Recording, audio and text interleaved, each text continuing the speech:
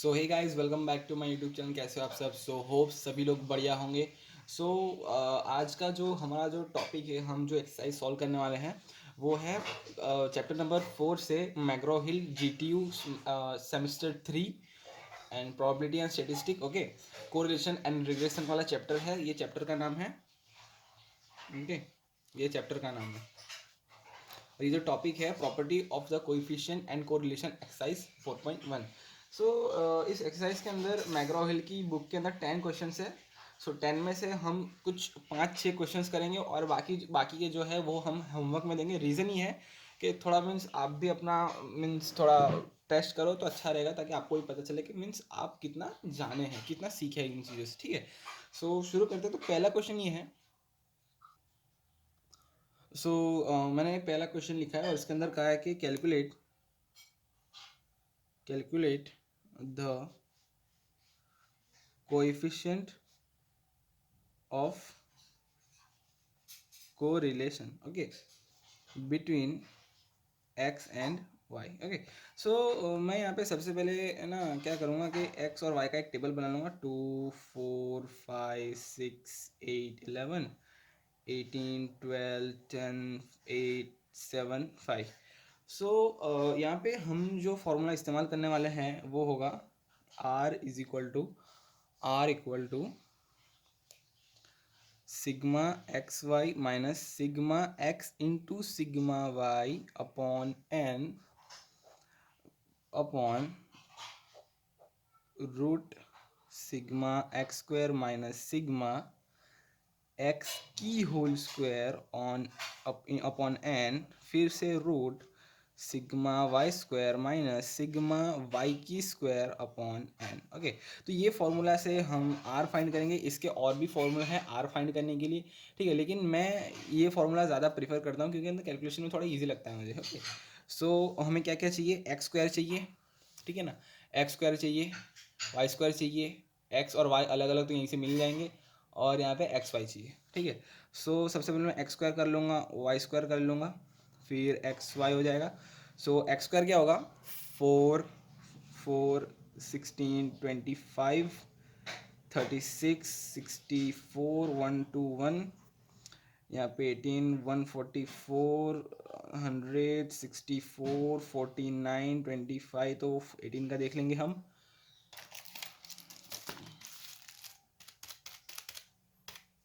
ठीक है, तो ये हो गया 324। ओके, सो मैं एक्स वाई की कैलकुलेट करके लिया ताकि आपका टाइम भी वेस्ट ना हो।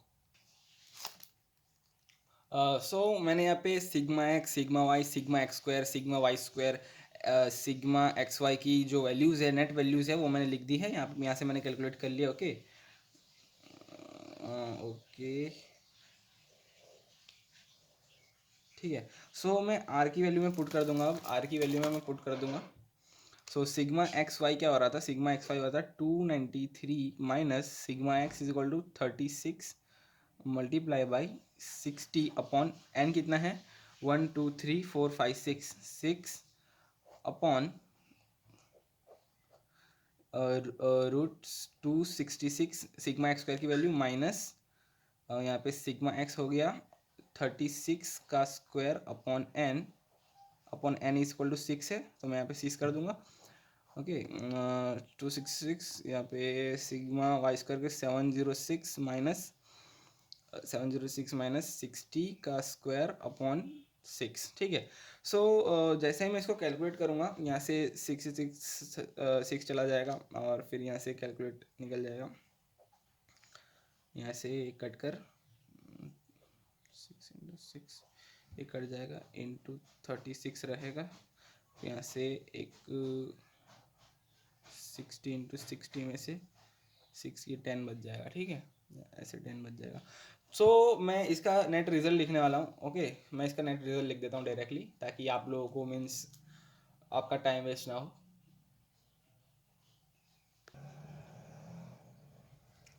सो मैंने यहाँ तक कितना रिजल्ट लिखा है? 67 अपॉन, सो √106 की वैल्यू हो जाएगी 10.14 मल्टीप्लाई बाई रूट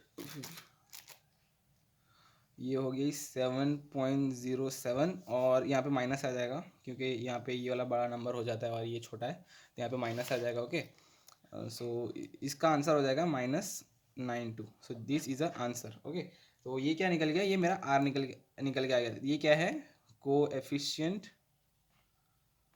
ऑफ, ये स्पेलिंग देख लेना, ऑफ कोरिलेशन, है ना, तो ये मेरा आर निकल के आएगा। ओके, सो बढ़ते हैं नेक्स्ट क्वेश्चन की तरफ। नेक्स्ट क्वेश्चन है हमारा फाइंड द कोएफिशिएंट, इसमें भी आर फाइंड करना है। तो देखो नेक्स्ट क्वेश्चन है ना सिमिलर टू दिस है, सो आप लोग होप सो कर लोगे ये फॉर्मूला से।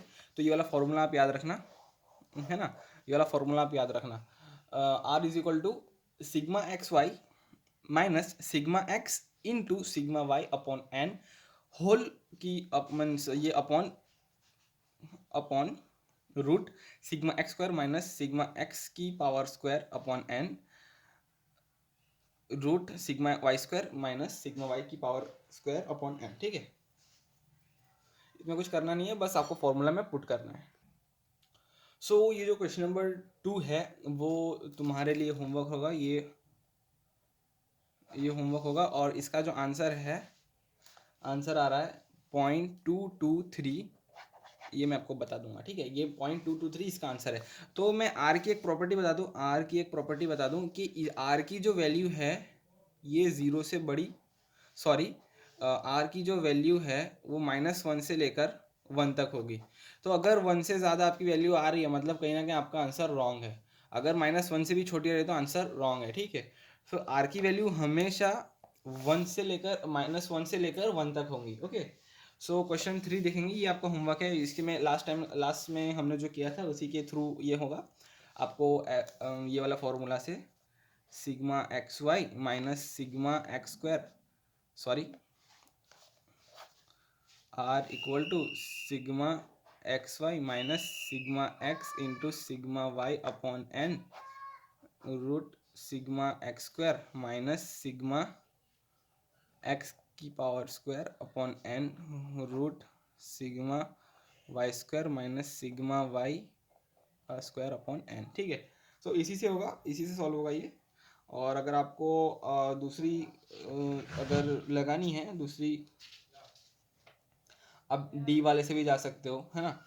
Are is equal to sigma d x into d y minus sigma d x sigma d y upon n. Same इसी का मीन्स रेप्लिका है। ठीक है ना, sigma d x square minus sigma d x square minus sigma d x की power square upon n root sigma d y का square minus sigma d y upon n का square. ठीक है, सो इससे भी जा सकते हो। और जो डी की वैल्यू है वो होगी एक्स माइनस वाई, है ना। तो sigma d is equal to, sorry, sigma d is equal to x minus a, और ये जो d is equal to x minus a, और ये जो ए है वो अज्यूम है, अज्यूम मीन, है ना, अज्यूम मीन है, ये अज्यूम मीन होगा ये। D is equal to x minus a, अगर ये सिग्मा एक्स है तो, अगर सिग्मा वाई डी वाई है तो y minus b, and b is assumed mean, है ना, फ्रॉम वाई की जो जितनी वैल्यूज है उसमें से कोई एक आपने अज्यूम किया, उसके थ्रू आप निकाल रहे हो, डी निकाल रहे हो, तो वो हो जाएगा डी वाई, है ना। सो एक नेक्स्ट एक एग्जांपल करेंगे हम।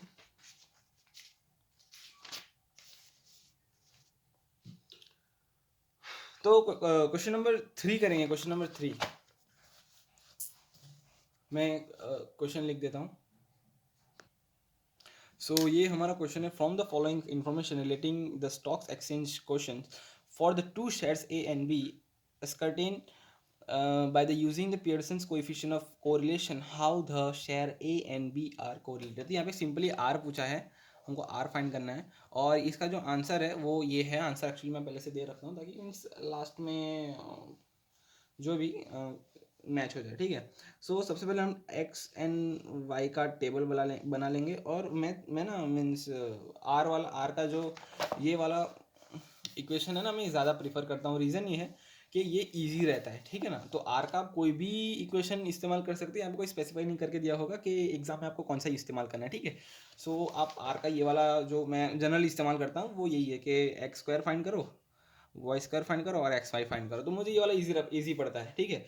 क्योंकि जो दूसरे इक्वेशन में क्या होता है ना कि पहले आप एक अज्यूम मीन लो, या तो फिर उसका मीन्स जो सेंटर ऑफ मेन मीन है सबका टोटल करके आप एक्स बार निकालो, वाई बार निकालो, फिर एक्स माइनस एक्स बार का टेबल बनाओ, फिर उसका स्क्वायर करो वगैरह वगैरह। तो मुझे थोड़ा लेंदी लगता है, बट स्टिल मैं ये वाला प्रीफर ज़्यादा करूँ। लेकिन आपको वो भी पता होना चाहिए क्योंकि कुछ क्वेश्चंस में ना ऐसा बनता है कि जैसे कि आपको स्टैंडर्ड डेविएशन दे दिया और उसके मीन्स जो मैंने बताया ना कि मीन डेविएशन का एक इक्वेशन दे दिया और आपको बोलना है कि बताना है कि स्टैंडर्ड डेविएशन निकालो। वो भी हम देखेंगे आगे, एग्जाम्पल भी है उसके अंदर, एग्जाम्पल में सॉल्व कराऊंगा तो उससे आपको अच्छे से क्लियर हो जाएगा, ठीक है। उसके बाद का टॉपिक है जो रैंक कोरिलेशन, उसके अंदर भी कुछ देखेंगे, कुछ रिलेटेड आएगा। ओके, सो 3-4 क्वेश्चन में और लूँगा ये, शायद मेरा सेकंड लास्ट होगा, सेकंड लास्ट, क्योंकि जनरली सारे क्वेश्चन सेम है इसके अंदर। तो एक क्वेश्चन नंबर 3 और क्वेश्चन नंबर 8 देख लेंगे क्योंकि 8 थोड़ा मुझे कॉम्प्लिकेटेड लग रहा है, तो देख लेंगे। ओके, ठीक है। तो एक्स एंड वाई, तो 160, 164, 172। लेकिन एक सेकंड ब्रो, एक सेकंड, यहाँ पे जो वैल्यूज है वो काफ़ी बड़े बड़े आपको दिख रहे होंगे ना, 160, 164, 172, 182, 166, 170, 170। अच्छा, अब सवाल आता है कि जो मैंने डी वाले जो इक्वेशंस थे, डी एक्स वगैरह वगैरह, तो वो हमें क्यों करना है ना। तो अभी क्या होता है कि आप अगर इसके अंदर आप समझो ना कि अब इसका एक्स स्क्वायर कर रहे हो, इसका स्क्वायर कर रहे हो, है ना, तो कितना बड़ा हो जाएगा। जैसे कि अभी मान लो 160 इंटू 160 इक्वल टू, तो 25600 एक्स स्क्वायर की वैल्यू है ना, एक्स आई का स्क्वायर, एक्स वन का स्क्वायर 250। अब इतने सारे बहुत सारे टोटल्स होंगे, तो आप क्या मतलब 10 लाख, मतलब 6 डिजिट या 6 डिजिट 7 डिजिट का तक का नंबर चला जाएगा, है ना। तो हम क्या करेंगे, तो हम डी वाले मेथड से जाएंगे। अब डी वाला मेथड यहाँ पे क्यों करना है, क्योंकि जब हम डिफरेंस निकालेंगे मीन, जैसे कि मान लो जो पहले का जो मीन आया, मैं बता रहा हूँ, ठीक है ना, मैं इसका मीन कैलकुलेट कर रहा हूँ, ठीक है। सो एक्स की वैल्यू है 160, 160, 164, 172, 182, 166, 170, 178, है ना। तो मैं इसका अगर टोटल करूँगा तो मैं टोटल करके दिखा रहा हूँ। जैसे कि आपने देखा कि यहाँ पे जो सिग्मा एक्स है, सिग्मा एक्स की वैल्यू मेरे को मिलती है 1192। तो अगर मैं उसका मीन निकालता हूँ, मतलब एक्स का जो मीन निकालूंगा, तो एक्स बार मुझे मिलेगा 170, ठीक है ना। एक्चुअली 170.28 आ रहा है, बट मैं 170 से लेकर चलूँगा, है ना।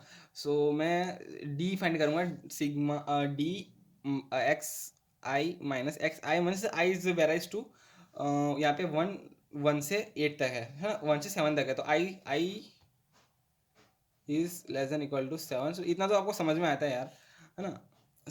ओके, तो 160 माइनस 170, यहाँ पे एक्स बार कितनी है ना, 160 माइनस 170, तो कितना हो गया, 10 आ गया। उस तरह मैं सारे करूँगा, -10 आ गया, है ना। इस तरह मैं सारे करूँगा, यहाँ पे -6 आ जाएगा, यहाँ पे 2 आ जाएगा, यहाँ पे 12 आ जाएगा, यहाँ पे -4 आएगा।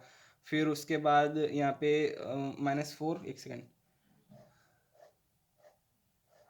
हाँ, तो -4, यहाँ पे 0 आ जाएगा, 0, यहाँ पे 8 आ जाएगा, है ना। तो ये क्या निकल गया, मेरा डी एक्स निकल गया, डी एक्स निकल गया। अब मैं क्या फाइंड करूँगा, डी एक्स का स्क्वायर फाइंड करूँगा। तो ये का 36, 4, 144, 16, 0, 64। अब इसका मैं टोटल कर दूंगा बाद में, है ना। तो अब मैं क्या करूँगा, डी वाई फाइंड करूँगा। डी वाई का सबसे पहले क्या करना पड़ेगा मुझे, ये भी तो फाइंड करना है, ये भी फाइंड करना पड़ेगा। तो मैं क्या करूँ, सिग्मा वाई अपॉन एन। तो सिग्मा वाई वाई कैलकुलेट कर लेते हैं हम। जैसे कि हमने y का टोटल किया, फिर 1815 निकला। उसके बाद हमने क्या किया कि हमने y बार फाइंड करना, 1816 अपॉन 7 इक्वल टू 259.42, बट हमने उसको 260 लिया ताकि हमें कैलकुलेट करने में आसान हो। तो dx हमारा क्या होगा, 292 माइनस 260 इज इक्वल टू 32। यहाँ पे हो जाएगा 20, यहाँ पे हो जाएगा 0, यहाँ पे हो जाएगा -26, यहाँ पे हो जाएगा 6, यहाँ पे हो जाएगा -6, और यहाँ पे हो जाएगा -30, है ना। उसके बाद हम डी वाई स्क्वायर फाइंड करेंगे। ये मैं फॉर्मूला पुट करूँगा 0 0 0, यहाँ पे 6 था तो 36 900, मैं 26 इंटू 26 का कैलकुलेट करूँगा, 26 इंटू 26 इक्वल टू 676 और 32 इंटू 32 है ना 1024 है ना। तो इतना कैलकुलेट करने के बाद मैं इसका टोटल करूँगा तो मुझे क्या मिलेगा यहाँ से D x square, sigma d x square मिलेगा और सिग्मा डी वाई स्क्वायर भी मिलेगा, है ना। तो मैं कैलकुलेट करके मैं आपको टोटल कर दिखाता हूँ। सो मुझे यहाँ पे डी एक्स स्क्वायर की वैल्यू और डी वाई स्क्वायर की वैल्यू मिल गई है। और मुझे इक्वेशन के अनुसार यहाँ पे जो इक्वेशन लिखी थी मैंने सिग्मा डी एक्स और मुझे ये भी चाहिए है ना, तो उसके थ्रू मैं ये भी कैलकुलेट करूँगा। तो 36 यहाँ पे कहाँ गया, 32 इंटू -6 इक्वल टू -192, फिर 20 इंटू 2 तो हो गया 40 और यहाँ पे ज़ीरो ज़ीरो, ये दो को लेके चलूँगा मैं, और ज़ीरो, फिर 26 माइनस 26 इंटू 4 इक्वल टू 104, फिर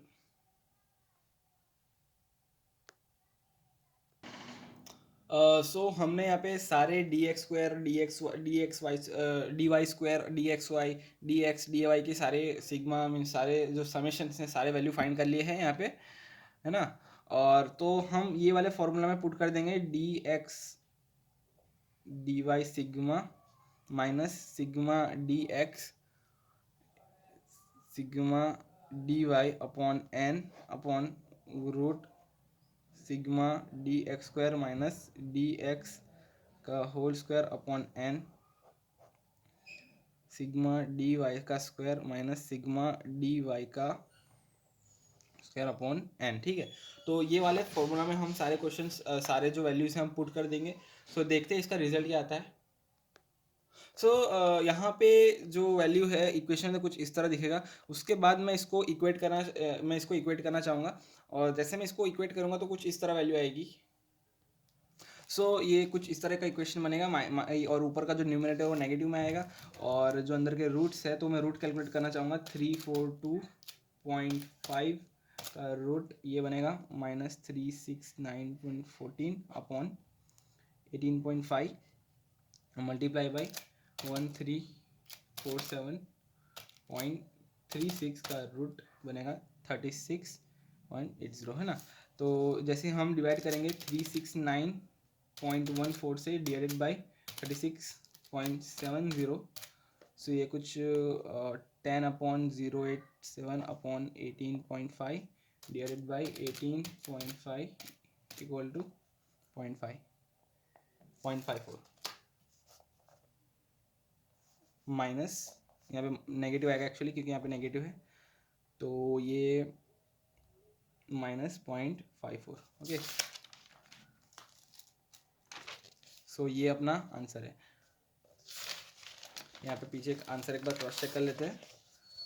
यहाँ पे आंसर 3 का यहाँ पे आंसर आ रहा है 0.96 और यहाँ पे आंसर आ रहा है -0.54, तो कहीं ना कहीं यहाँ पे गलत है, ये वाला आंसर रॉन्ग है। मैं माफ़ी चाहूँगा इसके लिए। तो हमारी कैलकुलेशन में कोई गलती हुई होगी, ठीक है। इस गलती कहाँ हुई है वो एक बार मुझे चेक करना पड़ेगा, बट स्टिल मैं आगे चलूँगा, क्योंकि जो गलती हुई है वो मैं चाहता हूँ कि आप लोग ये गलती सुधारें और कमेंट सेक्शन में ज़रूर बताएं कि यहाँ पे गलती कहाँ हुई है, और मैं भी क्रॉस चेक करके रखूँगा। ओके, क्वेश्चन नंबर 8 पे चलते हैं। तो question number 8, because question number 5 6 7 सारे एक जैसे हैं, और होप सो आप लोग ये कर लोगे। और यहाँ पे जो क्वेश्चन नंबर 6 है उसके अंदर दिया हुआ है कि for the following data show that the को मतलब कोवेरियंस, है ना। को मैं ये क्वेश्चन लिख दूंगा, और ये थोड़ा ट्रिकी भी है बट बहुत मस्त है। मैं क्वेश्चन नंबर 6 लिख देता हूँ। Question number 6, for the following data show that covariance of x comma x bar equal to 0, है ना। यहाँ पे x और एक्स स्क्वायर की वैल्यू दी हुई है, x और एक्स स्क्वायर की वैल्यू दी हुई है, और ये है -3, -2, -1, 0, 1, 2, 3 और